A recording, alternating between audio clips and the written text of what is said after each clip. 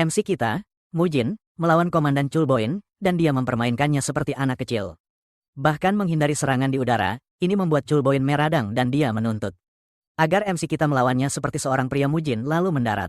Mengangkat pedang 100 kilonya seolah tak ada apa-apa. Saat mereka berdua menerjang satu sama lain, Mujin dengan cepat menarik pedangnya ke belakang dan menyerang. Pedang Chulboin begitu keras hingga memukul balik pedangnya. Mengambil kesempatan ini, dia meninju wajah Chulboin begitu keras hingga hampir meratakan hidungnya dan membuatnya jatuh ke tanah. Yang lain terkejut karena dia tidak pernah sekuat ini sebelumnya. Untuk memahami mengapa MC kita bisa melakukan ini pada seorang komandan, mari kita kembali ke awal MC kita yang dikenal sebagai Iblis Suci. Adalah seorang pendekar pedang hebat yang mendapati dirinya melawan 9 pemimpin sekte yang kuat dalam pencarian balas dendam keahlian pedangnya yang luar biasa dan menakutkan. Memungkinkannya untuk mengimbangi para pemimpin sekte. Dia menebas mereka dengan presisi yang luar biasa. Sehingga mereka semua bingung bagaimana dia melakukannya sebelum mereka menyadarinya. Mereka mendapati diri mereka dipotong satu persatu, meninggalkan. Mereka menyimpulkan bahwa MC kita hanyalah monster. Bahkan ketika mereka yang masih berdiri berhasil menjepitnya dan menusukkan pedang menembus jantungnya, dia berhasil dan mengirim mereka semua ke alam baka. Akhirnya namanya terukir sebagai Iblis Suci, tepat saat ia akan menghembuskan nafas terakhir. Kilasan hidupnya berputar di depan mata, dan ia merasakan kelegahan karena telah menunaikan tugasnya. MC kita ingat saat dia dikeroyok 3 bocah ingusan. Dulu dia memang pembuat onar di Muram. Akhirnya dia diselamatkan oleh gurunya yang melatihnya, tapi pada akhirnya dia hidup dengan pedang membantai orang tanpa ampun. Dia bertanya-tanya, apakah hidupnya hanya tentang itu? Dan saat itulah ia teringat mendiang istrinya. Saat-saat terbaik dalam hidupnya adalah saat bersama istrinya. Namun, semua itu direnggut darinya. Dengan berlinang air mata, dia merenungkan makna hidupnya yang sebenarnya, dan akhirnya dia menutup mata, menjemput ajal. Tiba-tiba, ia mendengar omelan di sekelilingnya. Ia mengira dirinya berada di neraka, sampai ia membuka matanya dan melihat sekelompok orang menyebalkan berdiri di depannya, mencemoohnya. MC kita benar-benar bingung, dia tidak mengerti apa yang sedang terjadi. Berdiri di sampingnya ada 2 anak kecil, dan si bocah lelaki membela kakak laki-lakinya. Katanya, mereka tidak bisa menyerahkan seni bela diri klan selagi kakaknya masih hidup. Dia menegaskan, apapun yang terjadi, seni bela diri itu harus tetap berada di klan mereka. Klan Flamehua. Sementara MC kita masih bertanya-tanya apa yang sedang terjadi, pemimpin oposisi menyarankan mereka membuat kesepakatan untuk menghilangkan semua kekhawatiran mereka. Dia memanggil MC kita, Hua Mujin, dan memberitahunya bahwa dia siap menawarkan uang karena klannya sangat miskin sebagai imbalan. Mujin akan mempertaruhkan seni bela diri klannya, tetapi mereka akan berduel untuk itu. Pemenang duel kemudian mengambil semuanya. Bocah kecil itu terkejut ketika mendengar ini karena kakak laki-lakinya, RMC, benar-benar tidak berguna dalam hal seni bela diri. RMC muak dengan semua kebisingan ini. Dan dia terpaksa bertanya kepada kelompok itu siapa sih Mujin itu. Padahal dia tahu bahwa dia sebenarnya orang lain yang disebut. Adik-adiknya jadi bingung ketika dia mengatakan ini. Dan mereka menatapnya seperti orang gila saja. Bahkan rivalnya terpaksa bertanya apa yang dia katakan. Dan dia mengungkapkan bahwa dia dikenal sebagai Iblis Suci. Tapi ini malah membuatnya tertawa terbahak-bahak dan dia menyarankan agar Mujin memanggilnya Raja Dunia Bawah saja. Rupanya rivalnya yang menyebalkan ini adalah Ciong Dobo. Dan dia adalah putra kedua dari kelompok pedagang Ciong-hua, saudara Mujin. Marah karena kegilaannya sudah di luar kendali, makanya dia bicara omong kosong. Bahkan pemimpin kelompok pedagang Ciong-hua, Bu Choyon, mengejek klan itu. Mengatakan bahwa klan mereka sudah tamat karena putra sulungnya dalam kondisi mental yang buruk. Mujin tetap diam saat dia mencoba memahami apa yang sebenarnya terjadi. Karena dia tidak mengatakan apa-apa, Dobo berasumsi dia menerima duelnya, dan dia memberitahu bahwa duel akan diadakan di Pavilion Byung bulan depan. Dobo mengingatkan Mujin bahwa mereka membuat kesepakatan di bawah kode seni bela diri. Dan dia tidak boleh melanggarnya karena akan ada konsekuensinya. Setelah kelompok itu pergi, saudara-saudara Mujin menoleh padanya. Bertanya apa yang akan dia lakukan karena mereka telah memaksanya berduel. Yang lebih parah, Mujin bahkan belum pernah mengayunkan pedang sebelumnya. Mujin tertawa terbahak-bahak ketika mendengar ini, karena dia tahu bahwa ilmu pedang adalah segalanya yang dia hidupi dan hirupi. Dia mencoba mengumpulkan aura dengan mengakses energi internalnya. Tetapi dia tiba-tiba menyadari bahwa energi itu hilang. Benar-benar hilang tanpa sedikit pun tersisa. Frustrasi muncul ketika dia juga menyadari bahwa tubuhnya sangat lemah dan ringkih. Adiknya menangis terseduh-seduh, memohon Mujin untuk sadar. Gadis kecil itu memberitahu Mujin bahwa dia sampah, dan dia juga menyebutnya bodoh karena diinjak-injak oleh pedagang. Kakaknya menegurnya karena menghina saudara mereka dan menyarankan agar dia meminta maaf. Tetapi dia menolak, dia menyalahkan Mujin atas kematian orang tua mereka, dan dia lari sambil menangis setelah mengatakan ini. Bocah itu minta maaf atas nama kakaknya. Katanya kakaknya kadang hilang kendali karena amarah. Setelah mengatakan itu, dia juga pergi. Mugen benar-benar bingung karena dia tidak percaya bahkan anak-anak sekarang membencinya dan memanggilnya orang gila. Mugen bingung dan dia tahu bahwa hal terakhir yang dia ingat adalah membantai para pemimpin sekte tanpa ampun. Mujin percaya dia seharusnya mati dengan tenang. Tetapi dia tiba-tiba menemukan dirinya di tubuh yang aneh. Dia jatuh ke tanah dengan frustrasi, bertanya-tanya siapa anak-anak itu. Tiba-tiba, seorang pria aneh yang kebetulan asistennya datang berlari menghampirinya. Dia bertanya mengapa dia keluar dengan tubuhnya yang lemah. Dia mengklaim bahwa dia mengkhawatirkannya, tetapi Mujin hanya bertanya siapa dia karena dia jelas tidak mengenalnya. Masok terkejut mendengar ini dan dia berasumsi bahwa Mujin menderita kejang lain karena kegilaan yang mempengaruhinya. Karena dia percaya bahwa Mujin benar-benar menderita amnesia, dia memutuskan untuk menceritakan kisah masa lalunya rupanya. Hua Mujin dulunya adalah anak yang berbakat dan terkemuka yang diinginkan oleh beberapa sekte ortodoks. Sebagai murid mereka dan pada usia 23 dia telah menjadi pemimpin klan. Sok lelah menceritakan kisah ini pada Mujin, sudah lebih dari 6.000 kali, tahu. Mugen merasa dirinya bukan anak yang menjanjikan, inti energinya payah banget, sih. Selain itu, dia pengen tahu soal kegilaan yang lagi heboh dibicarakan orang-orang. Sok akhirnya memutuskan cerita juga soal itu. 17 tahun lalu, Mugen dan Dobo punya duel nggak resmi, janji nggak pakai energi dalam. Mugen waktu itu umur 6 tahun, Dobo 9 tahun, pas duel itu berlangsung. Dobo setuju, dan pertarungan dua bocah itu pun dimulai. Tapi, pas pertarungan makin seru, Dobo ngelanggar janji, mukul Mujin. Dengan tinju yang diisi energi dalam, Mujin kecewa berat, terus nanya. Kenapa Dobo pakai teknik tinju 7 luka, padahal jelas-jelas janji nggak boleh pakai apa-apa. Selain adu jotos, Dobo malah ngeledek Mujin, bilang teknik itu turunan dari sekte Kongdong, dan efek sampingnya nggak main-main, katanya. Kabarnya, Dobo udah nyoba ke abangnya yang songong abis. Dan teknik itu bikin abangnya terkapar di kasur. Karena senang hasilnya begitu, Dobo jadi penasaran gimana efeknya ke Mujin. Intinya, Mujin sekarang dibilang gila gara-gara mereka percaya kondisinya adalah efek samping dari tinju 7 luka itu. Mujin kesel banget Dobo yang bikin dia nggak berguna. Malah nantang duel tiba-tiba. Mujin lalu nanya ke Sok, gimana mereka ngadepin Dobo setelah bikin dia nggak berdaya. Sok lalu bilang, ternyata ayah Mujin lah yang memberikan vonis terakhir saat itu. Walaupun Dobo sepupunya, dia juga anak dari kelompok pedagang Chonghua, yang dianggap sebagai salah satu dari 10 teratas di dataran tengah. Meski Dobo melakukan hal yang mengerikan, ayah Mujin cuma memberinya peringatan.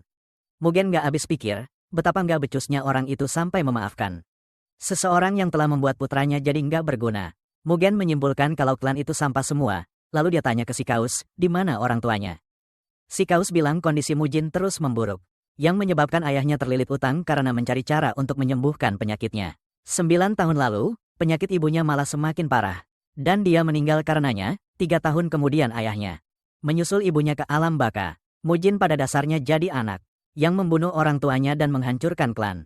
Karena ini, reputasi klan benar-benar hancur lebur. Dan saudara-saudaranya mendapati diri mereka dalam kesulitan. Yang tersisa dari keluarga hanyalah utang. Dan 2 pengikut setia serta beberapa seniman bela diri. Dia juga punya adik laki-laki, Hua Dojin, dan adik perempuan, Hua Soyeon. Mujin akhirnya sadar kenapa adik perempuannya, Soyeon, bilang dia yang bersalah atas apa yang terjadi pada orang tua mereka. Malam itu, Mujin membaca buku-buku sejarah yang ditinggalkan pemilik tubuh sebelumnya, dan dia mempelajari beberapa hal darinya. Dia menyadari bahwa 30 tahun telah berlalu sejak dia mengalahkan 9 seks, dan sekarang dia menghuni tubuh orang gila tanpa inti energi. Karena MC kita tidak menyesali kehidupan lampaunya, dia memutuskan untuk hidup sesuai dengan Mujin dan membantu anak-anak tak berdaya, akan tetapi dia tahu bahwa grup pedagang Chonghua akan menjadi masalah besar baginya. Mereka pada dasarnya adalah pihak yang membuat tubuh ini tidak berguna dan juga menghancurkan klan. Hal pertama dalam daftarnya adalah merencanakan duel melawan Dobo yang akan terjadi bulan depan. Karena tubuhnya sampah, dia berpikir bahwa dia harus membangun kembali tubuhnya dari awal. Dia duduk bermeditasi dan memulai semuanya dari awal seperti seorang pemula. Dia ingat bahwa dulu, di kehidupan lamanya, pertama kali dia ingin mencoba kultivasi. Itu sangat sulit baginya. Akan tetapi, semuanya tampak berjalan lancar dengan tubuh saat ini. Berkat bakat bela diri bawaan tubuh yang luar biasa. Mujin memanfaatkan energi gila tubuh itu dan mencoba menjelajahinya semaksimal mungkin. Meninggalkan cahaya keemasan yang bersinar di seluruh kamarnya sesaat. Sok dan para pengikut Mendengar jeritan dan perjuangannya dari tempat mereka berada, menyebabkan mereka bergegas ke kamarnya. Mereka menemukannya di lantai, dan salah satu pengikut bercanda berkata dia sudah mati. Dia memeriksa denyut nadi Mujin dan menyadari bahwa itu lebih kuat dari sebelumnya. Tapi, Mujin tiba-tiba mencengkeramnya dan bertanya kenapa tubuhnya kesakitan tak terhingga. Hanya karena dia mencoba membentuk inti energi, si pelayan jadi bingung. Mendengar itu, Mujin mengulangi pertanyaannya, ingin tahu apakah tubuhnya punya konstitusi khusus. Pelayan itu lalu mengungkap bahwa konstitusinya adalah tubuh bela diri surgawi, rupanya itu konstitusi pahlawan yang langka. Konstitusi yang dipilih oleh surga Mujin kembali dihantam gelombang rasa sakit, dan akhirnya dia menyadari bahwa konstitusi tubuhnya itu kebalikan dari ilmu iblis, singkatnya. Tubuh dengan energi murni akan menderita sakit yang hebat.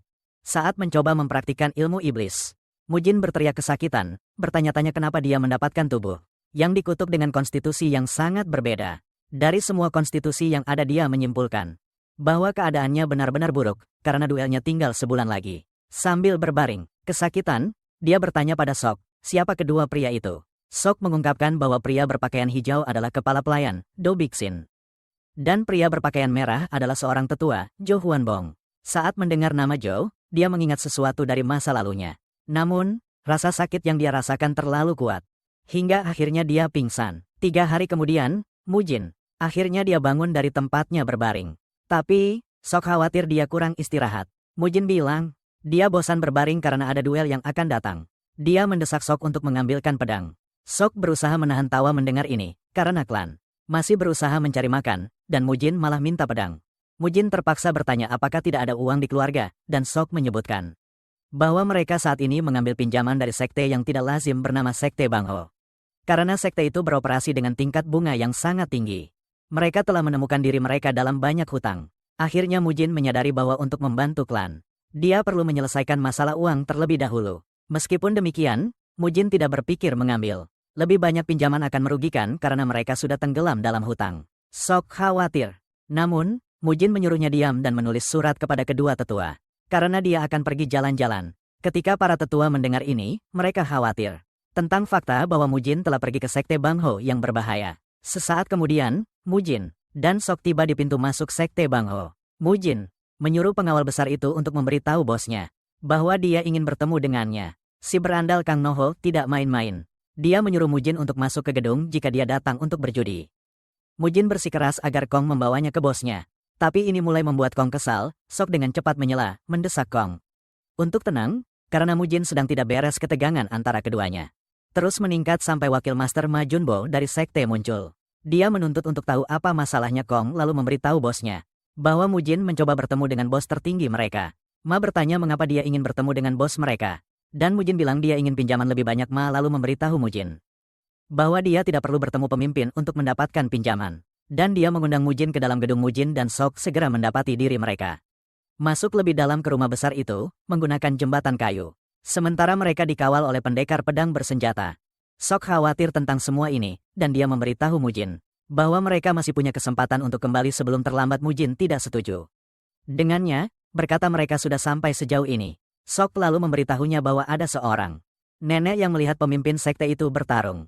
Dan ternyata pemimpin itu sangat kuat karena dia mengalahkan lawannya dalam hitungan detik. Rupanya, pemimpin itu adalah seorang ahli bela diri yang telah mempelajari teknik membunuh yang hebat. Mujin jadi bertanya-tanya alasan si kaus kaki memberitahunya ini, saat Ma menyela, mengatakan kaus kaki lebih berpengetahuan.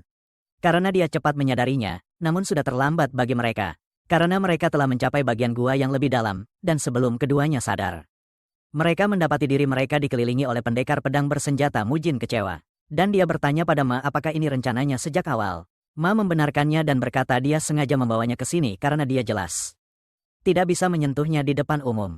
Akan tetapi, dia belum siap memberinya kebebasan yang sama seperti yang dia berikan pada orang tuanya.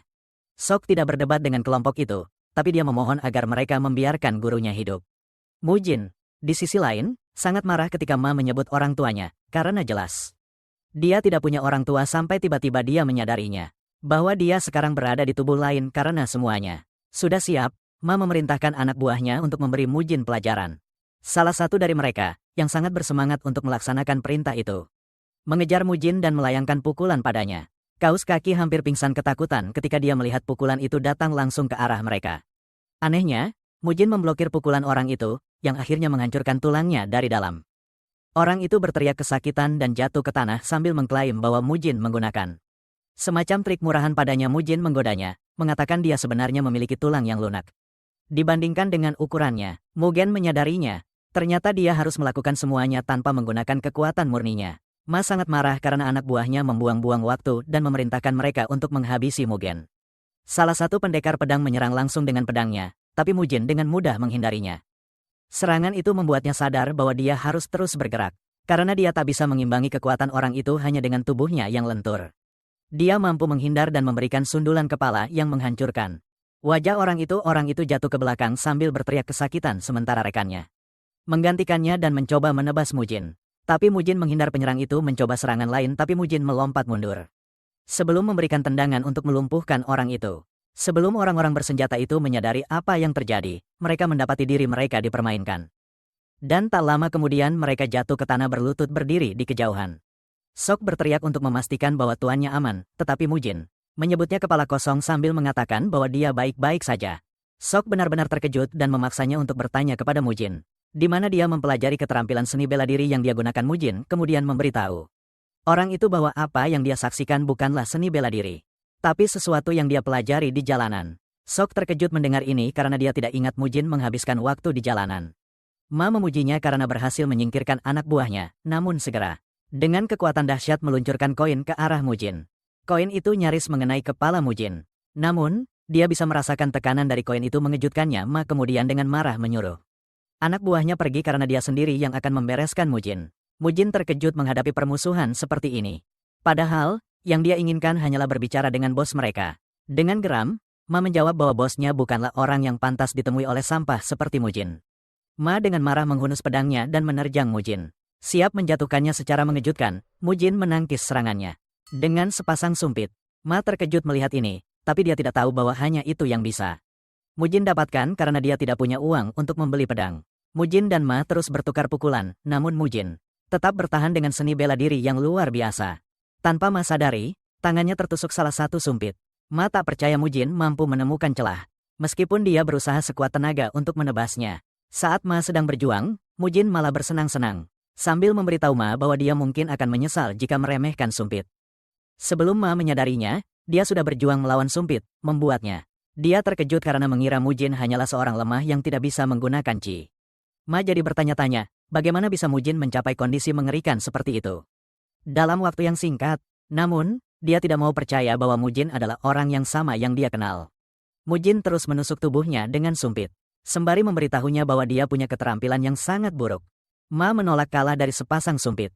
Dia melompat ke udara sambil berniat menghabisi Mujin dengan jurus pamungkasnya. Dengan tampangnya yang begitu mengancam di udara, Mujin sama sekali tidak terlihat takut. Dia dengan mudah menghindari serangan Ma, membuatnya benar-benar terbuka.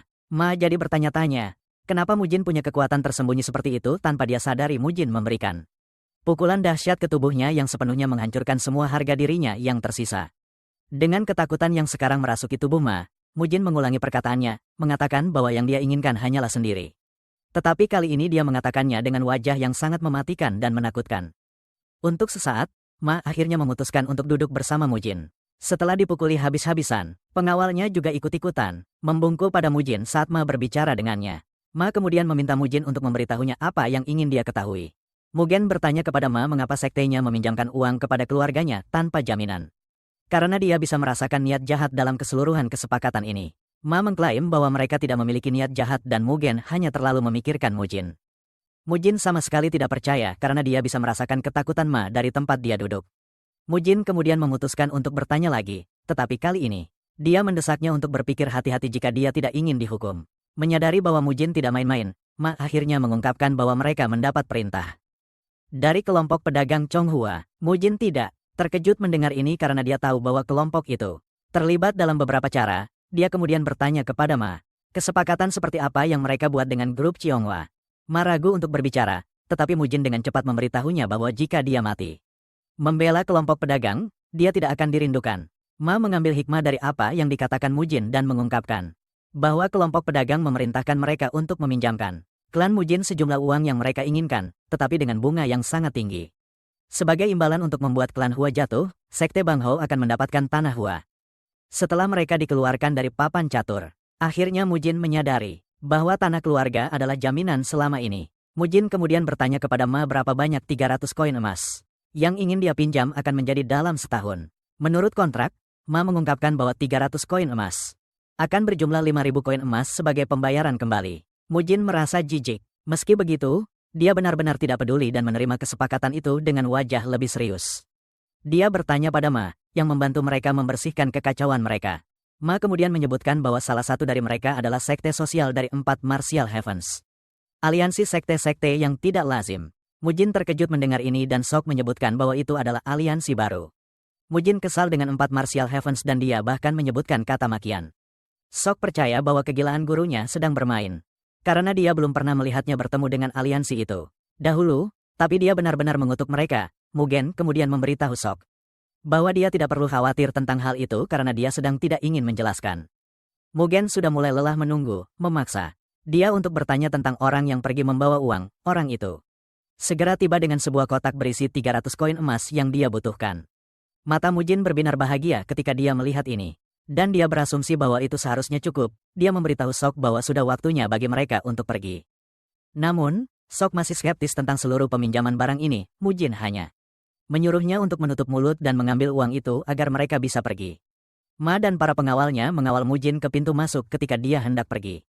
Mujin kemudian menyuruhnya untuk mencatat tanggalnya di buku besarnya. Dan dia berjanji untuk melunasi semua hutang klan setelah dia selesai bisnisnya dengan grup pedagang Chonghua. Selain itu, Mujin memperingatkan Ma agar tidak mengambil uang dari rakyat jelata dan kegagalan untuk mematuhi. Ini akan menyebabkan hukuman serius. Ma mengakui perintah itu, tetapi jauh di lubuk hatinya dia kesal. Dan dia tidak sabar untuk melihat Mujin dikacaukan untuk sesaat. Sok dan Mujin tiba di rumah dan mereka disambut oleh kedua tetua. Mereka segera menjadi khawatir ketika mereka melihat darah di pakaian Mujin. Tetapi dia meyakinkan mereka bahwa itu bukan miliknya sendiri. Mereka bertanya kepadanya apa yang terjadi di sekte itu. Dan dia memberitahu mereka bahwa dia hanya pergi untuk meminjam uang. Mujin mengklaim bahwa klan membutuhkan uang karena mereka perlu memberi makan prajurit mereka untuk mencegah sedikit yang mereka miliki tersisa dari melarikan diri. Para tetua tidak ingin percaya bahwa sekte itulah yang meminjamkan Mujin uang. Dan mereka berasumsi bahwa dia mencurinya. Mujin memberitahu para tetua bahwa sekte tersebut memiliki segalanya. Terdokumentasi dalam buku besar mereka sesuai dengan apa yang dia katakan kepada mereka. Mugen kemudian memberitahu tetua bahwa yang dia butuhkan dari mereka hanyalah menjaga saudara-saudaranya. Dan memastikan bahwa mereka diberi makan dan berpakaian dengan baik setelah memberikan instruksinya. Dia hanya berharap mereka beruntung sebelum pergi. Mugen kemudian mengunjungi ruang peringatan orang tuanya. Tetapi karena dia tidak memiliki orang tua di kehidupan masa lalunya, dia tidak tahu harus berkata apa. Dia akhirnya membuka mulutnya untuk memberitahu mereka bahwa masalah uang telah diselesaikan dan dia juga berjanji untuk menjaga saudara-saudaranya dan pelayan. Dengan ini, ia mendesak orang tuanya untuk beristirahat dengan tenang di alam baka. Ia juga meyakinkan mereka bahwa ia akan memberi pelajaran telak pada Dobo karena menantangnya berduel. Tanpa sepengetahuannya, ia sedang diawasi oleh Soyeon dan Dojin. Dan anak-anak itu tampak sangat terkesan. Kemudian, Mujin memesan 3 pedang dengan berat masing-masing 50 kg, 80 kg, dan 110 kg. Para pelayan yang membawa pedang itu hampir patah punggung saat melakukannya. Namun, Mujin hanya senang pedangnya akhirnya tiba. Sok terpaksa bertanya apa yang akan dia lakukan dengan pedang seberat itu, dan Mujin tersenyum. Dia bilang, dia berencana melakukan apa yang semua orang lakukan dengan pedang, yaitu mengayunkannya. Mujin dengan bersemangat meraih pedang 50 kg dan berencana untuk memulai dengannya. Namun, senyumnya segera memudar ketika dia menyadari bahwa pedang itu terlalu berat untuk diangkat. Dia menyimpulkan bahwa tubuhnya ini benar-benar sampah. Meskipun demikian, dia tidak menyerah. Dia menyadari bahwa dia bisa mengangkatnya sedikit jika menggunakan kedua tangannya. Mujin bisa melihat Sok menatapnya dengan jijik. Dan dia mendesaknya untuk segera menyiapkan makanannya. Dia mengingatkannya untuk menambahkan banyak daging ke makanannya dan Sok dengan lesu pergi dengan khawatir. Mujin duduk dengan pedang itu dengan dorongan bahwa dia hanya punya 2 minggu untuk berlatih mati-matian sebelum duel. Konstitusi tubuhnya, yaitu tubuh bela diri surgawi, justru sangat bertolak belakang dengan ilmu iblis yang diajarkan gurunya. Dia menyadari bahwa satu-satunya solusi adalah mempelajari ilmu bela diri. Dari teman gurunya, pendekar 9 pedang yang tak tertandingi, pantang menyerah. Dia mulai mengayunkan pedang dengan paksa di dalam rumah, sementara Dobo mendapatkan informasi bahwa Mujin telah berurusan dengan geng Bongo dengan sangat keras. Sehingga mereka tidak akan bisa bergerak selama 2 minggu. Dobo terkejut mendengar ini, karena Mujin Tidak memiliki inti energi untuk bisa melakukan hal itu. Dobo tersenyum jahat sambil berpikir untuk mempersiapkan sesuatu yang jahat menjelang pertarungan. Dobo juga bersemangat untuk melihat apa yang Mujin sembunyikan di dalam dirinya ketika mereka akhirnya berduel. Segera, Mujin mulai melatih tubuhnya dengan cara yang paling keras. Dia menyadari bahwa dia harus bisa mendorong tubuhnya hingga batasnya. Karena ini adalah tubuh yang diberkati oleh surga. Sambil berlatih, Sok selalu mempersiapkan apapun yang dia butuhkan. Dia percaya bahwa dengan persiapan ini, dia akhirnya akan mendapatkan kesempatan untuk memulai pelatihannya sepenuhnya. Dia mengangkat pedang seberat 50 kilo dan mulai mengayunkannya sambil mengingat apa yang dikatakan guru lamanya. Setelah mencoba form pertama, Mujin tidak membuang waktu untuk naik ke form kedua. Dia ingat apa yang dikatakan gurunya, bahwa tidak peduli senjata apapun yang dia hadapi, dia akan keluar sebagai pemenang. Seiring berjalannya latihan, dia mulai merasa kewalahan. Namun, dia sadar harus bertahan. Tak lama kemudian, dia sudah merasa nyaman memegang pedang, bahkan melompat-lompat di sekitar ruangan seolah pedang itu seringan bulu. Kemudian, dia beralih ke jurus ketiga sambil berusaha sekuat tenaga mengendalikan Chi-nya agar semakin kuat untuk membantunya berlatih. Dia sudah menyiapkan banyak perlengkapan latihan untuk mensimulasikan bagaimana rasanya pertempuran sesungguhnya. Lawan pertamanya adalah bola keras. Dia berhasil menghindarinya beberapa saat sebelum terkena dari belakang. Setelah itu, dia menghadapi bambu berduri, dan dengan menggunakan jurus pedang keempat, dia menebas bambu-bambu itu. Rupanya, teknik pedangnya memang terlihat sederhana, tapi cukup berbahaya. Karena bisa memotong berbagai macam benda, meski sudah berusaha keras, dia tetap tak mampu mengenai batang kayu yang terbang ke arahnya dengan jurus keempat. Memaksanya naik tingkat ke jurus kelima. Kali ini, dia menebas semuanya dengan jurus kelima yang dahsyat dengan pedangnya. Dengan kekuatan pedangnya, dia yakin tak ada yang bisa menghentikannya. Dan jumlah bukanlah masalah setelah berhasil melewati batang-batang kayu. Dia menghadapi lilin yang diletakkan di dalam bambu, dan untuk ini dia menggunakan jurus keenam. Dia mengayunkan pedangnya begitu keras hingga semua lilin padam seketika.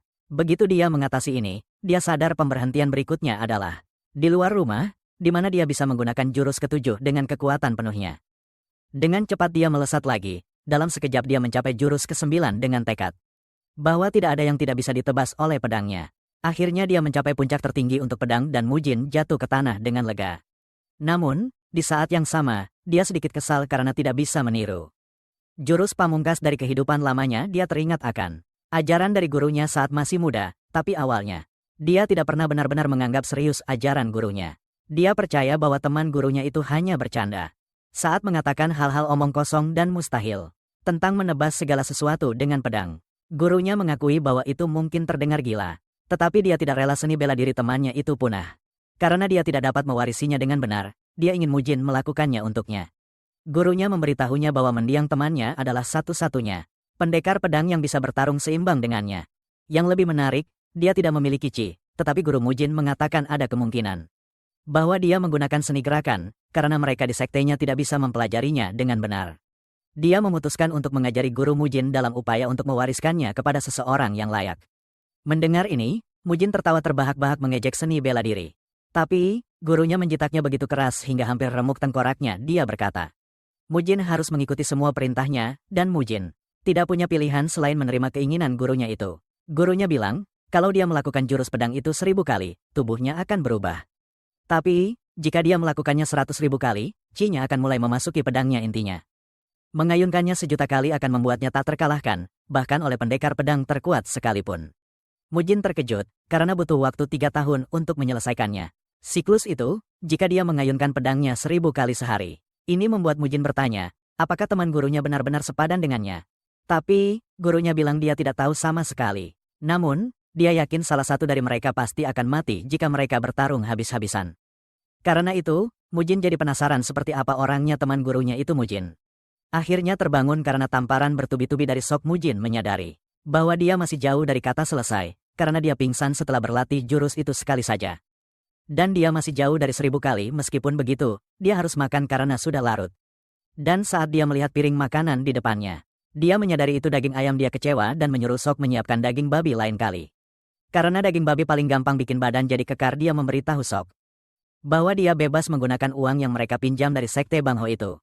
Karena dia bisa dengan mudah meminjam lebih banyak nanti, dia memberitahu Sok bahwa rencananya adalah terus makan daging sapi selama sisa waktu pertarungannya melawan Dobo. Sok kemudian bertanya pada Mujin kapan dia mempelajari seni bela diri itu.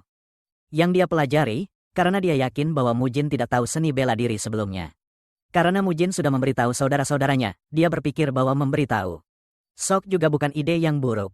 Mujin kemudian mengungkapkan bahwa dia bukanlah Mujin yang asli. Karena identitas aslinya adalah iblis suci.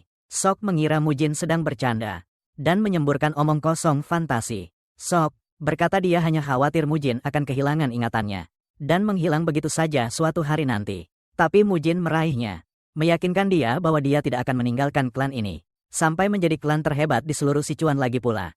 Mujin tidak punya pilihan karena dia tidak punya hal lain untuk dilakukan. Sok mengejek gurunya, mengatakan dia menyemburkan sampah, tapi ini membuatnya mendapat jentikan jari yang menyakitkan di kepala. Setelah selesai berbicara, Mujin mengatakan pada Sok bahwa dia bebas untuk pergi. Dan Sok melakukan seperti yang diperintahkan. Sementara itu, kedua tetua klan mencoba melarikan diri bersama anak-anak sebelum duel. Karena mereka percaya bahwa Dobo akan membunuh Mujin. Pada akhirnya membuat klan matang untuk diambil alih. Tak lama kemudian, Mujin telah berlatih dengan sekuat tenaga sehingga dia sekarang dapat membawa pedang seberat 70 kilo itu. Namun, dengan hanya satu lengan, tekniknya masih belum stabil. Dan dia hanya punya seminggu sampai duel itu tiba. Dia berkeringat di ruang latihan ketika anak-anak masuk untuk melihatnya. Mujin mendesak mereka untuk pergi karena berbahaya bagi mereka berada di sana. Anak-anak memberitahu Mujin bahwa mereka hanya khawatir padanya karena mereka telah memperhatikannya. Mendorong dirinya sampai batas selama beberapa hari terakhir. Soyong khawatir Mujin melakukan semua ini karena apa yang dia katakan. Tapi dia memberitahu dia bahwa dia tidak pernah bersungguh-sungguh. Karena dia hanya marah. Menatap kedua anak itu mengingatkan MC kita pada saudara kekasihnya. Dari kehidupan masa lalunya, Mujin menepuk kepala mereka, memberitahu mereka bahwa mereka tidak perlu khawatir. Kedua anak itu mulai meniru Mujin, sambil memuji betapa hebatnya posturnya. Cara keduanya berdebat satu sama lain tentang siapa yang salah atau benar membuatnya. Teringat ketika dia berlatih dengan gurunya dan mengalami masa sulit.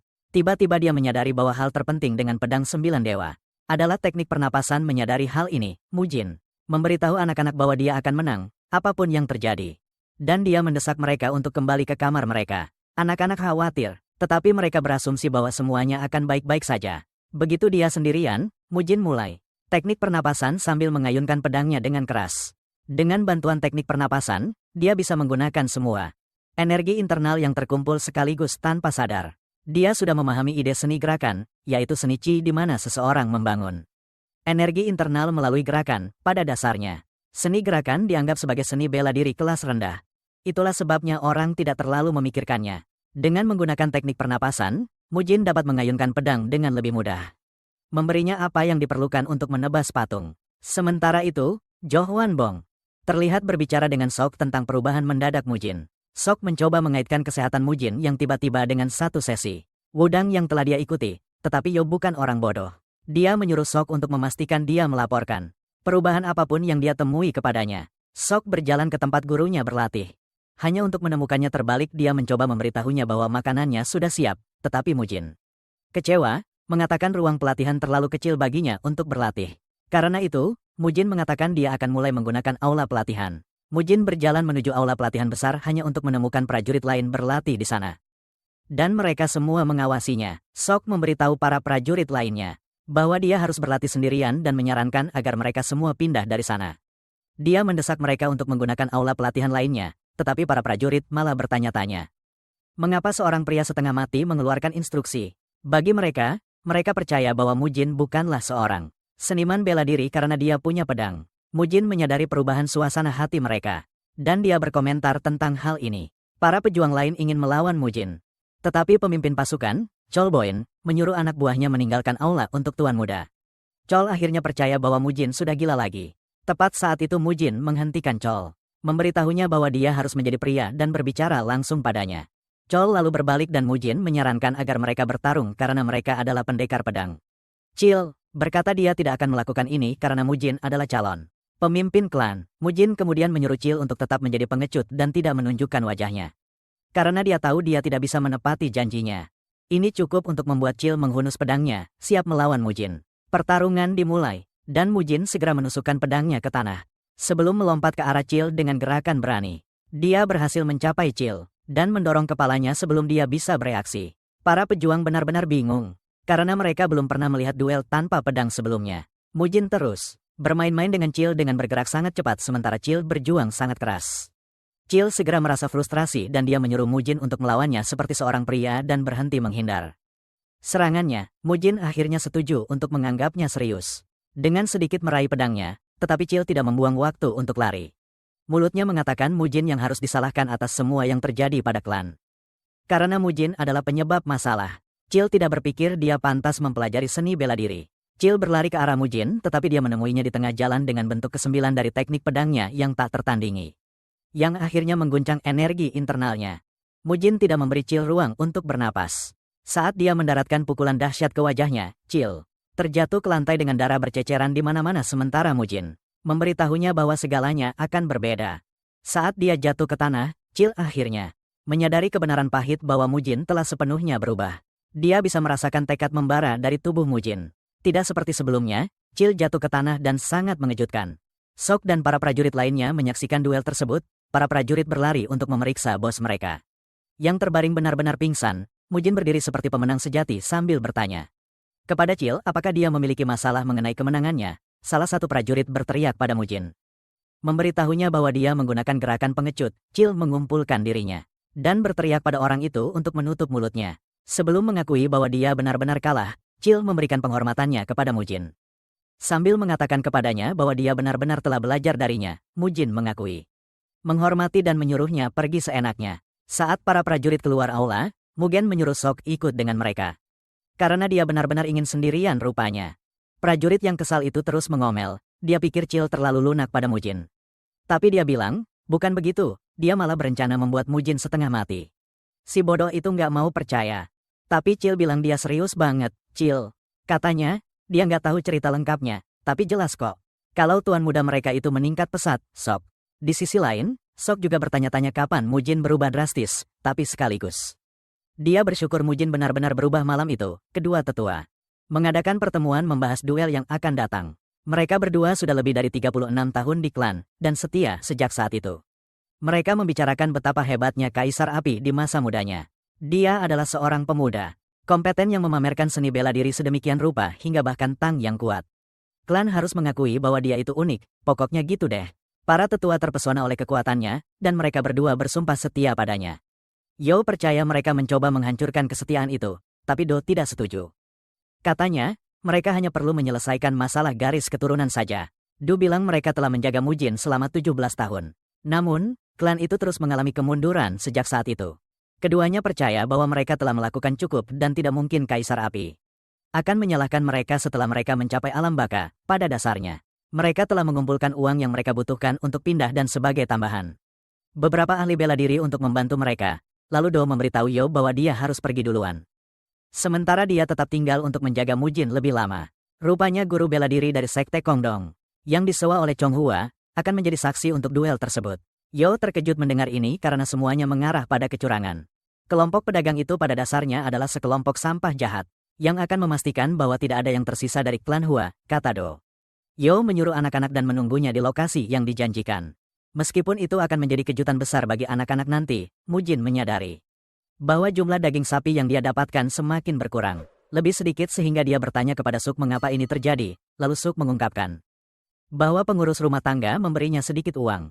Dan meskipun Mujin kesal tentang semua ini, dia mengesampingkannya untuk menunjukkan pakaian kerennya kepada Mujin. Suk menghancurkan imajinasinya yang indah dengan mengatakan padanya bahwa dia terlihat lebih baik saat diperban seluruhnya. Saatnya berangkat duel, Mujin bertemu Du di luar rumah. Awalnya Mujin berpikir dia di sana untuk menghentikannya, tapi dia bilang tidak, mengungkapkan bahwa dia sebenarnya ada di sana untuk mengikutinya ke duel. Mugen menyadari bahwa Du hanya mengkhawatirkan dirinya sendiri. Padahal yang dia rencanakan hanyalah menghajar abis rivalnya dengan Sok dan Du. Bergabung dengan Mugen dalam perjalanan ke tempat duel di arena. Di mana-mana ramai dengan orang banyak yang ingin melihat duel dan mereka yang ada di sana untuk memasang taruhan. Karena odds tinggi yang dipasang pada Mujin, kebanyakan orang memasang uang mereka padanya sejenak. Dia tiba di arena dengan lollipop di mulutnya. Dan mereka yang melihatnya percaya dia lemah dan bahkan lebih suka membatalkan taruhan mereka. Saat dia melangkah ke arena, dia bertemu Choi Yeon yang bertanya kepadanya apakah dia benar-benar ingin melanjutkan duel. Para penonton yang mendengar ini percaya bahwa Mujin adalah orang yang meminta duel terlebih dahulu meskipun dia lemah. Dan mereka percaya bahwa kegilaannya merajalela Mujin sangat kesal ketika dia menyadari bahwa kelompok itu sudah mencap mereka sebagai orang jahat. Dan dia berencana untuk menghukum mereka untuk ini. Mujin dengan percaya diri memberitahu Chou Yan bahwa dia tidak akan duduk dan membiarkannya mencuri manual rahasia klannya. Itulah tepatnya mengapa dia harus melawan mereka, para penonton. Mereka terkejut mendengarnya, karena tak pernah menyangka sebuah kelompok pedagang mengincar teknik rahasia bela diri Choyon. Choyon sangat percaya diri dengan semua yang terjadi, dan dia yakin Mujin akan membayar karena sok keren api sudah dinyalakan dan semua persiapan sudah siap untuk duel. Pembawa acara mengumumkan bahwa saksi duel adalah Han Yigang. Dari sekte Kongdong Han terlihat berdiri di balkon, tampak keren dan kuat. Siap menjadi saksi keinginan gurunya, dia menyuruh Dobo dan Mujin untuk bertarung secara adil di depan kerumunan yang menyaksikan. Tiba-tiba Dobo membuat pengungkapan mengejutkan, mengatakan pada Mujin bahwa pakaian bela diri yang dia kenakan saat ini dikirim secara pribadi olehnya. Sebagai peringatan kembalinya Mujin tersenyum mendengar ini. Dan dia mengeluarkan pedang besarnya, memberitahu Dobo bahwa dia tidak punya pilihan selain mengembalikan barang-barang yang tersisa setelah duel. Seluruh penonton terkejut melihat ini, karena mereka belum pernah melihat orang berduel dengan pedang sebesar itu. Selain itu, mereka semua percaya bahwa Kaisar Api terkenal dengan tangan kosongnya. Seni bela diri. Bahkan Du terkejut dan dia bertanya pada Sok apakah Mujin mengatakan sesuatu yang aneh. Intinya, mereka berdua awalnya menyarankan agar Mujin kabur, karena mereka yakin dia tidak mungkin mengalahkan lawannya, akan tetapi Sok mulai memiliki semacam kepercayaan pada Mujin, mengatakan dia mungkin punya kesempatan. Namun keyakinan Do sama sekali berbeda, setelah kedua belah pihak siap. Wasit membunyikan bel untuk memulai pertandingan. Mujin yang marah langsung mengejar Dobo, dia mengayunkan pedang besarnya ke arahnya, memberikan serangan yang kuat dan menghancurkan. Dobo nyaris menghindari serangan itu tetapi menghancurkan tanah yang terkena. Para penonton terpesona karena mereka tidak pernah menyangka Mujin secepat dan sekuat itu. Apa yang semua orang yakini adalah bahwa Mujin tidak memiliki kemampuan seni bela diri. Tetapi dia bergerak dengan cara yang gila, bahkan Dobo benar-benar terkejut. Karena dia mengharapkan duel yang sangat mudah, Mujin melanjutkan dengan serangannya. Saat dia menyerbu ke arah Dobo lagi, dia terus mengayunkan pedangnya ke arahnya, tetapi Dobo berhasil memblokir pukulannya. Dan mereka berdiri berhadap-hadapan satu sama lain, ini meninggalkan bentrokan suara dan pemandangan yang indah untuk mereka lihat. Choyan terkejut bahwa Mujin sebenarnya bertahan dalam pertarungan lebih dari yang dia kira. Namun dia yakin bahwa apapun pelatihan yang telah dia lakukan, dia masih jauh dari Dobo. Mujin terus mengayunkan pedang besarnya ke arah Dobo. Tetapi dia dengan mudah menghindarinya berkat fleksibilitasnya. Saat pertarungan berlangsung, Dobo berhasil melakukan serangan balik. Serangan yang membuat Mujin terdorong mundur dan dia bersumpah dia akan meninggalkan Mujin dalam posisi yang lebih buruk dari sebelumnya. Dia yakin punya semua yang dibutuhkan untuk menghancurkan mental seseorang. Berdiri di balkon, Du mengakui dia terkesan dengan bagaimana Mujin bertahan dalam pertarungan ini. Sok lalu memberitahu Du tentang apa yang sedang dia lihat. Mujin bahkan belum mengeluarkan kartu trufnya. Du pikir Sok cuma ngomong-ngomong kosong, tapi Sok menyebutkan bahwa dia diam-diam mengawasi Mujin berlatih sendirian dan dia meyakinkan Du bahwa sesuatu yang lebih dahsyat akan datang seiring berjalannya pertarungan. Mujin menyadari kekuatannya saat ini setara dengan Dobo. Membuatnya mempertanyakan prosedur pelatihan, tapi dia tidak khawatir. Karena sekuat apapun lawannya, dia akan selalu menang, dan kali ini dia berencana membunuh Dobo. Sementara itu, Yo mengangkut saudara-saudara Mujin dan dia telah tiba di tempat tujuan. Saat mereka tertidur, dia ingat Du mengatakan alasan dia belum datang adalah karena dia ingin tetap di sekitar dan mengumpulkan sisa-sisa Mujin. Setelah Dobo membunuhnya, meskipun Yo tidak tahu apakah yang mereka lakukan benar. Setidaknya mereka sudah memulainya. Kembali di arena, keduanya masih saling menyerang. Mujin tidak khawatir karena dia percaya bahwa Dobo hanyalah seorang pemula baginya. Keduanya terus bertukar pukulan. Dan meskipun tampaknya mereka seimbang, beberapa orang percaya bahwa Mujin sebenarnya lebih unggul. Orang-orang mulai berbicara buruk tentang Mujin, mengatakan dia tidak terlalu mengesankan saat itu. Dobo meluncurkan serangan kuat yang diarahkan langsung ke Mujin. Do dan Sok hampir pingsan saat mereka menyaksikan serangan itu mengarah langsung ke Mujin. Dan yang bisa mereka lakukan hanyalah berdoa agar dia benar-benar menghindari serangan itu, menyadari bahwa Dobo mengincarnya. Mujin menggunakan bentuk pertama dari 9 pedang tiada taraf, langkah antisipasi. Dobo mendaratkan pukulannya, namun berkat teknik yang digunakan Mujin, dia mampu memblokirnya, membuat orang banyak terkejut, bahkan Dobo pun terkejut. Dan dia terpaksa bergerak mundur, menyadari bahwa Mujin menjadi gila. Dobo mengumpulkan energi batinnya sebagai persiapan untuk serangan terakhir. Namun Mujin mengejeknya, mengatakan pengumpulan energi batinnya terlalu lambat. Mujin kemudian mengaktifkan bentuk kedua dari tekniknya dan dia berlari ke arah Dobo dengan begitu banyak kebencian. Dobo bisa merasakan ini dan yang bisa dia lakukan hanyalah memblokir serangan Mujin dalam sebuah perjuangan.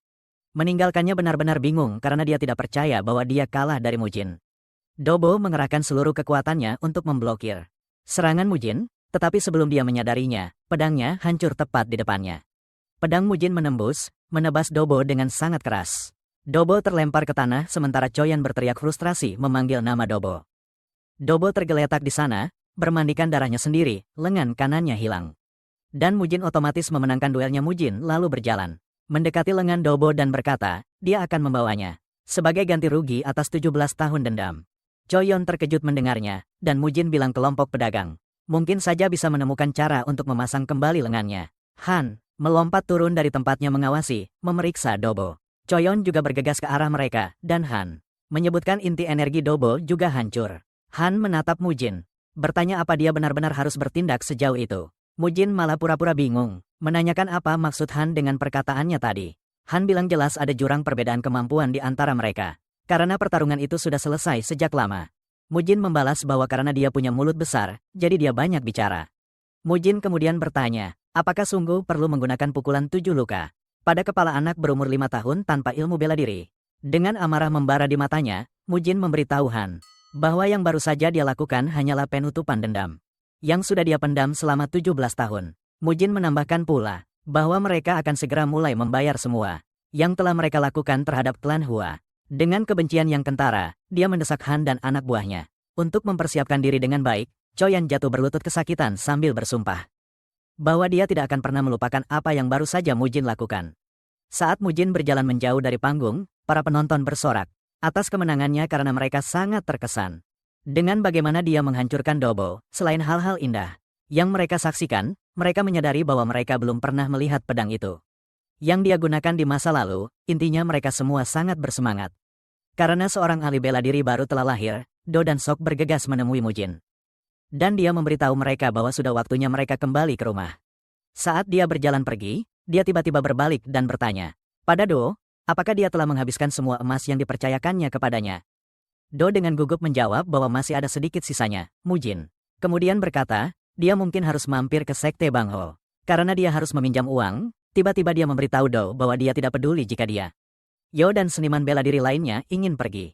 Tapi dia memberitahunya bahwa akan ada konsekuensi besar jika mereka mencoba mengambil saudara-saudaranya darinya. Dia mengatakan ini dengan niat membunuh yang begitu besar hingga hampir melumpuhkan Do di tempat dia berdiri, sementara saudara-saudaranya sudah berteriak pada Yo karena membawa mereka pergi, padahal seharusnya mereka menonton duel saudara mereka. Yo tahu mereka tamat riwayatnya saat membaca surat yang baru saja diantar merpati ini. Dia sadar, Mujin ternyata menang tak terduga. Surat itu memberitahunya bahwa keberadaan mereka sudah ketahuan. Dia mendesaknya untuk segera kembali ke rumah.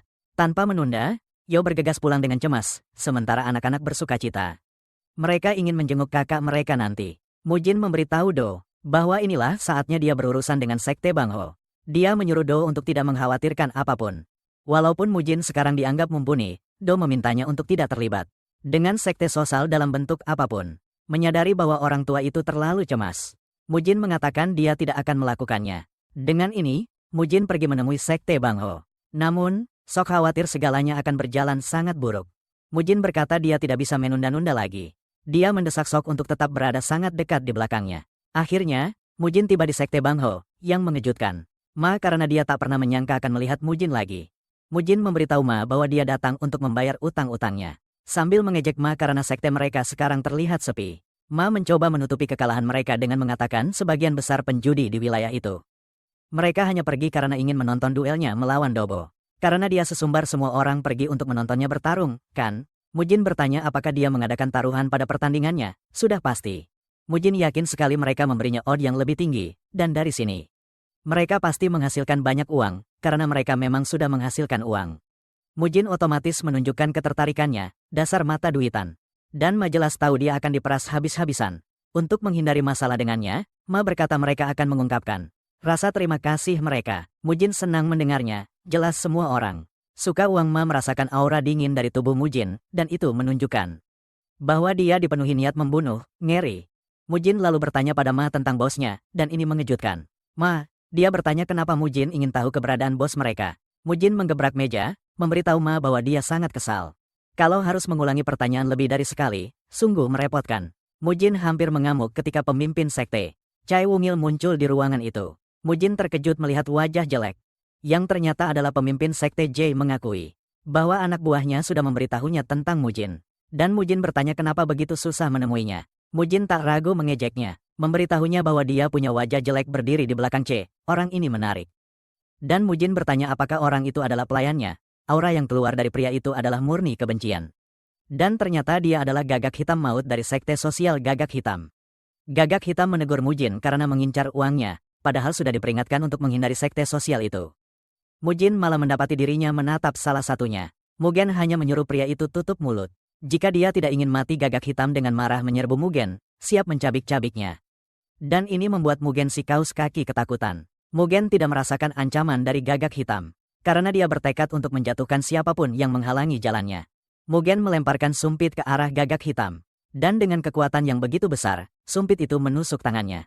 Saat itulah Gagak Hitam menyadari bahwa Mujin bukanlah orang biasa. Dan dia harus menganggapnya serius. Mujin lalu berkata pada Gagak Hitam bahwa dia tidak ingin mendapat pujian dari seseorang serendah dia, tetapi ini membuat Gagak Hitam marah. Dan dia dengan marah berlari ke arah Mujin lagi. Kali ini Mujin memutuskan untuk menemuinya di tengah jalan, dan dia berlari ke arahnya. Namun, tiba-tiba menghilang tepat di depannya. Dia muncul di belakangnya, mengejutkan Gagak Hitam. Dengan panik, Gagak Hitam melayangkan tangannya ke arah Mujin, tetapi dia dengan mudah menghindarinya. Sambil memperjelas bahwa dia sedang mempermainkannya, Gagak Hitam tidak bisa percaya bahwa seseorang semuda Mujin benar-benar bisa menghindari serangannya. Mujin kemudian memutuskan untuk membuat satu lubang lagi di Gagak Hitam. Mujin menusuk sumpit ke mata kirinya, membuatnya sangat kesakitan. Jeritannya membuat takut mereka yang menonton, sementara Gagak Hitam jatuh berlutut. Sambil memaki Mujin, dia bilang sekte sosial akan datang membalasnya. Karena menyerang seorang anggota, Mujin penasaran melihat kemampuan sekte itu, lalu menendang Gagak Hitam di kepala, sambil menyuruhnya mendesak sekte sosial untuk menyerangnya sepuasnya. Tapi sebelum sekte itu datang, Mujin memberitahu Gagak Hitam bahwa dia tidak akan keluar dari ruangan ini hidup-hidup. Saat itu juga, Gagak Hitam mulai memohon, bilang ke Mujin dia siap memberikan apa saja yang dia inginkan asal nyawanya diampuni. Mujin kaget, Gagak Hitam begitu ingin hidup. Tapi karena dia menawarkan kekayaan, Mujin menahan diri untuk tidak mengirimnya ke alam baka. Gagak Hitam bilang semua kekayaannya ada di Chong, tapi dia janji akan membawanya kembali. Mujin siap menerima tawaran itu, tapi dia memastikan dia adalah orang mati jika tidak kembali dengan uangnya. Dengan rasa takut menyelinap di tubuhnya, dia bergegas pergi, berjanji akan kembali secepat mungkin. Setelah selesai berurusan dengan Gagak Hitam, dia berbalik ke Chei, yang sudah mengompol di celana. Dan dia bilang sudah waktunya mereka melunasi hutang mereka. Chei langsung berlutut memohon ampun, sambil berjanji akan memberikan semua yang dia punya. Mujin tertawa, bilang ke Chei dia tidak punya apa-apa untuk ditawarkan karena propertinya sudah menjadi miliknya. Chei bingung mendengar ini, dan Mujin menyuruhnya menambahkan keuntungan. Dia sudah keluar dari kalangan rakyat jelata, selain kehidupan yang telah dia hancurkan. Dengan memanipulasi klan bela diri untuk menyamakan asetnya dengan air mata berlinang, dasar drama. Chai bilang dia bersedia memberikan segalanya pada Mujin. Tapi ini membuat Mujin murka dan dia menghancurkan otak Chai, mengingatkannya bahwa dia tidak bisa menawarkan apa yang sudah dimilikinya. Ketakutan mencengkeram semua orang yang menyaksikan ini, dan Mujin berbalik pada mereka. Bertanya siapa yang memburunya dalam garis komando ini. Ma dengan cepat maju mengatakan bahwa dia adalah wakil ketua sekte. Dan dia berlutut memohon untuk diampuni. Ampunilah hamba, Tuan. Dia berjanji pada Mujin bahwa dia akan hidup jujur jika diberi kesempatan lain. Karena dia memohon dengan tulus, Mujin memutuskan untuk mengampuni nyawanya. Mujin lalu bertanya pada Ma berapa nilai C, dan Ma mulai dengan rumahnya. Katanya semuanya bernilai 4.000 keping emas. Dan aset Bungo sekitar 10.000 keping emas sebagai tambahan. Ada juga upeti 500 keping emas dari sekte sosial. Pada dasarnya, semuanya berjumlah lebih dari 20.000 keping emas. Dan Mujin menyebutkan bahwa dia menginginkan semuanya datang kepadanya. Ma kemudian mengatakan kepadanya bahwa dia akan mempersiapkan semuanya dan membawanya kepadanya. Mujin senang mendengarnya, karena dia ingin semuanya ditangani tanpa penundaan. Begitu Ma pergi, Mujin menatap para perwira sekte lainnya dengan ekspresi yang sangat mematikan. Dan dia menyuruh mereka untuk mulai menawar nyawa mereka. Hal ini mengejutkan mereka, dan dia mengingatkan bahwa hanya Ma yang dia janjikan untuk diampuni. Ketakutan mencengkeram mereka, dan mereka mulai memohon untuk diampuni. Sesaat kemudian, Mujin kembali ke rumah dengan beberapa kotak penuh dengan harta dan uang, membuat Do terkejut. Dia memberitahu Do bahwa setiap kotak berisi sekitar 400 emas. Do mencoba mengingatkan Mujin bahwa sekte Bangho didukung oleh sekte sosial. Akan tetapi, masalah utamanya bukanlah sekte sosial, melainkan siapa yang bersekutu dengan mereka. Dan orang ini sangat menakutkan. Namanya Ju Sugongdo menambahkan bahwa sekte itu juga memiliki gagak hitam dan gagak merah juga. Saat mendengar gagak hitam, Mujin memberitahu Do bahwa dia sudah berurusan dengannya. Hal ini mengejutkan Do, dan Mujin menyuruh Do untuk tidak menempatkannya setara dengan dia atau Yo. Karena siapapun yang mencari masalah dengan klan ini akan berakhir terkubur 6 kaki di bawah tanah. Setelah selesai mengatakan ini, dia menyuruh Do untuk mengambilkan daging sapi, dan dia juga memerintahkan agar saudara-saudaranya diberi makan dengan baik ketika mereka kembali. Saat Mujin berbalik untuk pergi, Do tidak bisa percaya bahwa Mujin sudah membuat gagak hitam ketakutan. Padahal, dia dianggap sebagai ancaman di seluruh wilayah. Do pada dasarnya menyadari bahwa Mujin benar-benar berbeda dari orang yang dulu dia kenal. Sementara itu, Choi Hyun telah menyewa pembunuh untuk melenyapkan semua yang berharga bagi Mujin, tapi dia memerintahkan agar mereka membawa kembali salah satu anak yang hidup di masa lalu. Klan Api Hua lumayan sukses, dan pria luar biasa yang dikenal sebagai Kaisar Api mendapatkan kekaguman dari banyak sekali ahli bela diri. Mereka selalu memperhatikannya, bahkan menerima pujian dari klan Tang Sichuan yang terhormat dalam satu generasi. Klan Api Hua menjadi klan bela diri yang tak bisa diabaikan. Siapapun mereka yang dianggap ahli bela diri puncak akan berpikir 2 kali sebelum macam-macam dengan klan Api Hua karena ini. Dulu, orang-orang Sichang akan bersorak dengan penuh semangat setiap kali anggota klan berjalan di jalanan. Namun, setelah Kaisar Api meninggal, patriark berikutnya menunjukkan betapa payahnya dia. Karena hal ini, klan Api Hua perlahan-lahan menurun. Mereka yang tadinya setia pada keluarga mulai pergi satu demi satu. Dengan ini, bayangan kaisar yang pernah menguasai dunianya terpecah di antara mereka yang mengingatnya dan mereka yang tidak. Akan tetapi, satu hal yang tetap ada adalah bahwa dia pria yang luar biasa karena aura besar yang dimiliki Mujin saat berjalan. Para tetua mulai membandingkannya dengan mendiang kaisar. Tak lama kemudian, prajurit yang terluka muncul untuk memberitahu bahwa mereka telah disergap oleh pembunuh, dan Elder Yo beserta sejumlah prajurit adalah satu-satunya yang melawan para pembunuh itu. Saat Do mendengar, dia menyadari bahwa kedua anak muda itu dalam bahaya. Lalu dia menyuruh para prajurit untuk segera memberitahu Mujin, sementara dia mendahuluinya. Di hutan, Yo mendapati dirinya menghadapi para pembunuh. Karena para prajurit bersamanya sudah dikalahkan. Bahkan dalam bahaya besar, dia berdiri teguh dengan siap melindungi anak-anak itu. Tepat saat dia akan kewalahan, Do muncul tepat waktu untuk membantunya. Hal ini membuat para pembunuh itu kesal karena mereka hampir menyelesaikan misi mereka. Sebelum Do muncul, pemimpin pembunuh itu berteriak pada anak buahnya, menyuruh mereka untuk melenyapkan keduanya, dan pertempuran sengit lainnya pun terjadi. Do berhasil bertukar beberapa pukulan dengan para pembunuh. Namun usia tua segera menyusulnya, dan para pembunuh mendapatkan keuntungan. Tanpa dia sadari, dia terkena sabetan di bahunya, memaksanya mundur, salah satu pembunuh kemudian menjadikan Do sebagai misinya dan dia menyuruh rekan-rekannya untuk membunuh salah satu anak itu. Dia mendorong Do ke belakang, memaksanya untuk tetap bertahan, tapi Do menolak untuk mundur. Sesaat kemudian, Do terluka sangat parah dan dia berteriak kesakitan. Do jatuh ke tanah tanpa cara untuk membela diri atau anak-anak itu. Karena Do sudah tersingkir, para pembunuh memusatkan perhatian mereka pada anak-anak itu. Bertanya siapa di antara mereka yang akan mereka bunuh atau selamatkan. Meskipun Do Jin tidak bisa berbuat apapun untuk membantu, dia tetap berdiri teguh untuk membela adik perempuannya dan para pembunuh itu. Tepat saat mereka hendak menebas Do Jin, dia memutuskan dialah yang akan mati. Suara Mujin bergema di hutan, menyuruh mereka berhenti di tempat. Dia tampak sangat mengancam saat melesat ke arah mereka dengan kecepatan tinggi, tapi para pembunuh tidak terlihat takut karena Mujin sebelumnya dikenal sebagai sampah. Pemimpin pembunuh itu lalu memerintahkan anak buahnya untuk membunuh Mujin. Karena dia sudah memutuskan untuk menghalangi jalan mereka, salah satu pembunuh melesat ke arah Mujin. Namun, Mujin menggunakannya sebagai target pertama amarahnya. Dia menghancurkan pedang orang itu dengan sedikit usaha sebelum meluncurkan tebasan vertikal yang membelah orang itu menjadi 2. Tanpa membuang waktu, dia bergerak melewati orang itu dan menuju sisa pembunuh. Saat mereka melihat betapa gilanya dia, pemimpin para pembunuh memerintahkan anak buahnya untuk berkumpul dan menjatuhkan Mujin sekaligus.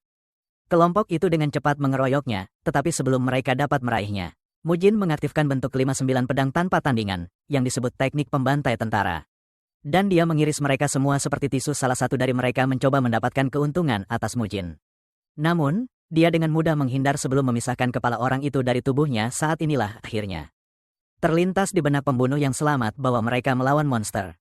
Bahkan sebelum dia bisa bergerak lagi, lengan kanannya telah meninggalkan tubuhnya dan dia menjerit kesakitan Mujin lalu menyuruhnya untuk tidak bergerak lagi jika dia masih ingin tetap hidup. Mujin berbalik untuk melihat Yo membantu dan Dojin menutupi mata adiknya. Agar dia tidak melihat pembantaian yang terjadi di depan mereka. Dojin meyakinkan adiknya bahwa mereka tidak perlu takut karena Mujin telah muncul dan mengalahkan semua orang jahat. Mujin mendekati keduanya dan bertanya apakah mereka baik-baik saja. Dojin meyakinkannya bahwa mereka baik-baik saja. Dan Mujin menyarankan bahwa mereka pasti ketakutan, tetapi Dojin mengatakan kepadanya bahwa dia tidak. Mengklaim bahwa dia adalah putra seorang ahli bela diri. Mujin lega mendengar ini dan dia menepuk kepala anak laki-laki itu atas keberaniannya. Dia kemudian menyuruh tetua Yo untuk membawa para pejuang yang terluka dan saudara-saudaranya kembali ke perkebunan saat kelompok itu pergi. Mujin mengalihkan perhatiannya ke pembunuh terakhir, menyuruhnya untuk tutup mulut. Tentang lengannya yang terpotong, Mujin kemudian bertanya apakah dia dikirim oleh Chunghwa, grup pedagang. Pria itu ragu-ragu sebelum menjawab dan Mujin memberitahunya bahwa dia mungkin akan menyelamatkan hidupnya jika dia menjawab. Dengan jujur, si pembunuh menjadi penasaran ketika mendengar ini dan dia dengan cepat mengungkapkan bahwa Choyon menyewa mereka melalui faksi hutan kematian. Setelah memberitahu Mujin apa yang dia ketahui, dia bertanya apakah dia akan membiarkannya pergi seperti yang dia katakan. Mujin kemudian menyuruhnya untuk berlari kembali ke Choyan untuk memberitahunya bahwa dia telah memusnahkan kelompok yang dia kirim untuk mengejar saudara-saudaranya dan memberitahu dia bahwa dia akan datang untuk kepalanya selanjutnya. Nantinya semua orang mengarahkan pandangan mereka pada Mujin saat dia berjalan melewati jalan dengan tubuhnya bermandikan darah. Mereka yang dulu meremehkannya tak berani lagi, takut jadi korban berikutnya. Orang-orang jadi penasaran, apakah si anak ajaib yang mereka kenal dulu akhirnya kembali setelah cukup lama bertani. Setelah puas bercocok tanam aura di jalanan, Mujin pulang dan Masak menyambutnya dengan heboh. Tapi Mujin malah mendorong kepala Masak ke samping. Kasihan, dia bertanya pada Masak, apakah prajurit yang terluka ada di aula pengobatan? Masak menjawab iya, lalu Masak menambahkan, Dojin dan adiknya juga istirahat di kamar mereka untuk memulihkan kekuatan. Mujin senang mendengarnya dan menyuruh Masak untuk menyiapkan air mandi. Beberapa saat kemudian, Mujin berendam di air hangat yang disiapkan Masak. Sambil berendam, dia memikirkan adik-adiknya dan keinginannya untuk melindungi mereka dari kejahatan dunia. Meskipun mereka adalah anak-anak dari keluarga bela diri, Mujin merasa mereka tak pantas terpapar kekejaman. Namun, di saat yang sama, dia khawatir memproyeksikan ketakutan masa lalunya pada mereka. Keesokan harinya di aula pengobatan, Mujin menghampiri tetua Yo untuk menanyakan tentang manual seni api merah. Yo terkejut mendengarnya, dan Mujin bertanya mengapa dia begitu kaget. Yo bertanya, kenapa dia menanyakan manual itu?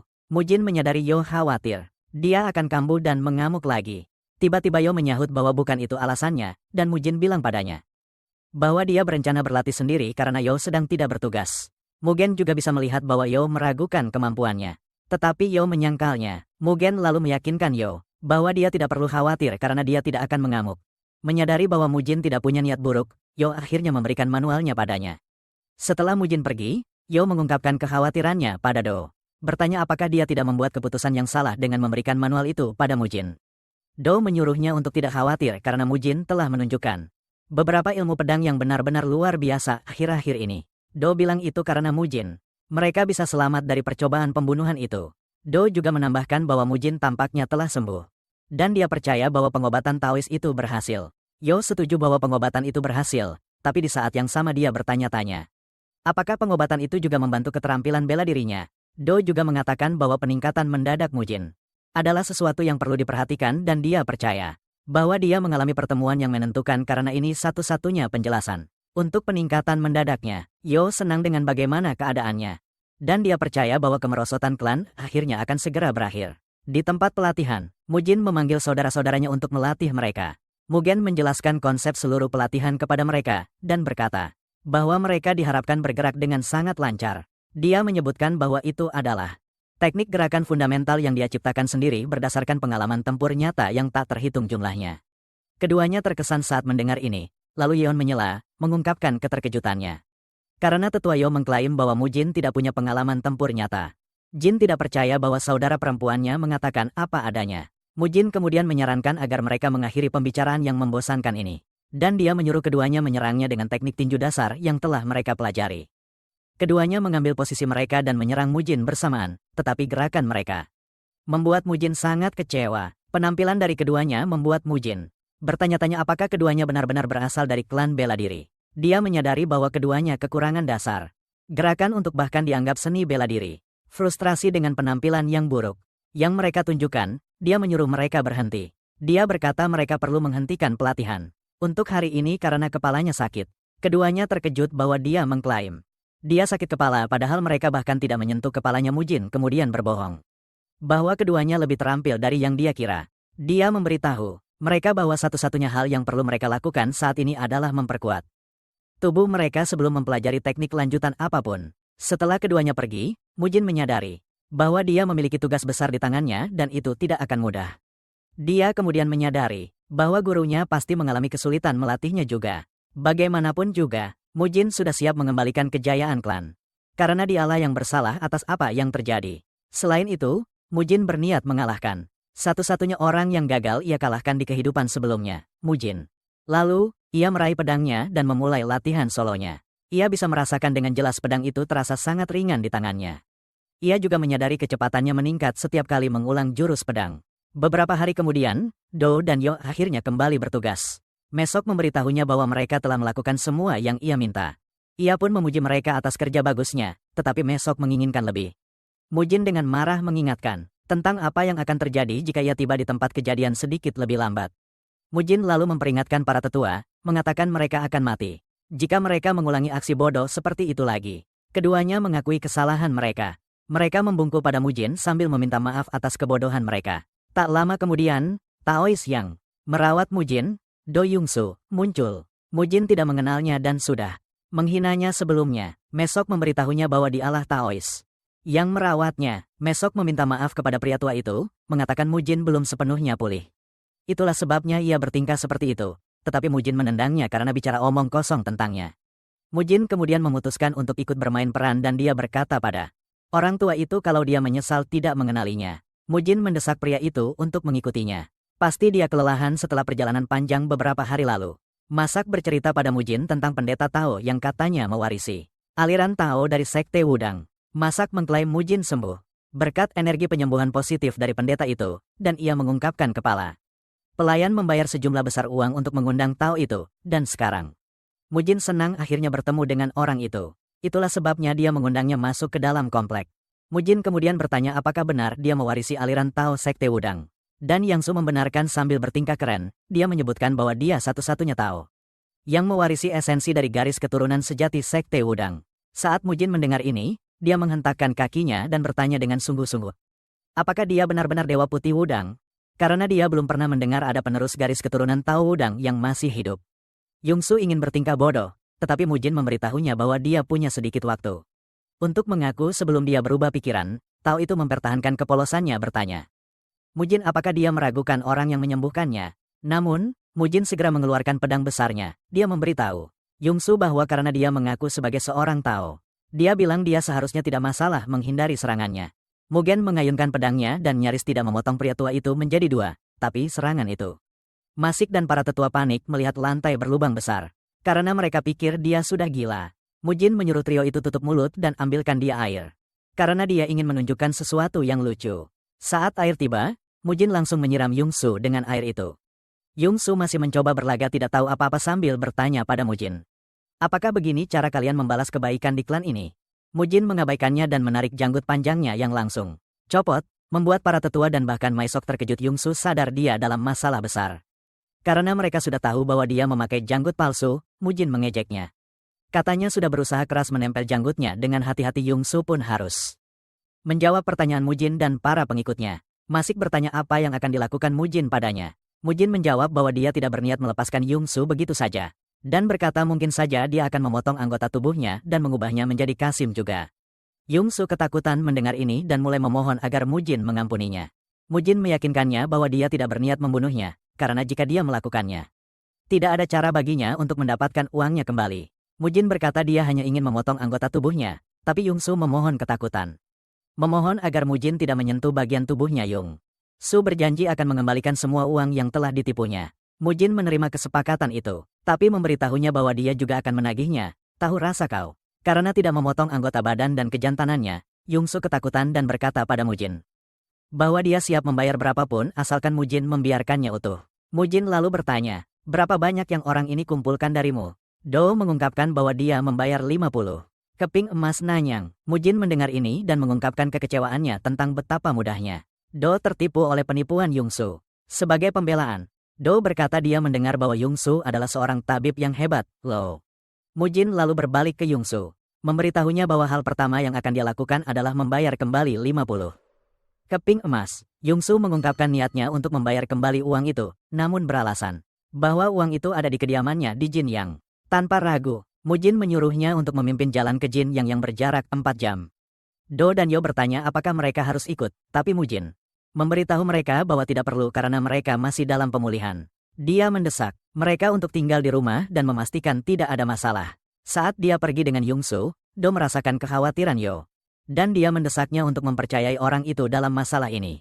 Karena dia bukan lagi orang yang dulu. Beberapa saat kemudian, mereka sampai di tempat kereta Yungsu menunggu dan Mujin terkejut melihat jenis kereta mewah yang dikendarai orang ini. Dasar penipu. Menunjukkan betapa suksesnya bisnis penipuannya, Mujin bahkan lebih terkejut ketika dia masuk ke kereta dan melihat betapa mewahnya kereta itu. Bagian dalamnya dilapisi katun dan dilapisi kulit, dan Yungsu mengatakan itu sempurna karena dia sering bepergian. Jadi kenyamanan adalah suatu keharusan.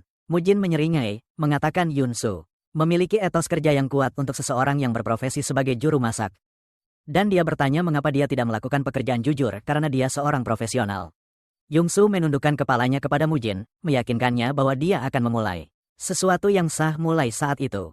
Mujin kemudian berbaring dengan nyaman. Memberitahu pria tua itu bahwa dia perlu tidur, dia menyarankan agar dia membangunkannya ketika mereka tiba di tujuan mereka. Yungsu mengakui perintah itu dan meyakinkan Mujin bahwa dia akan membangunkannya saat mereka tiba.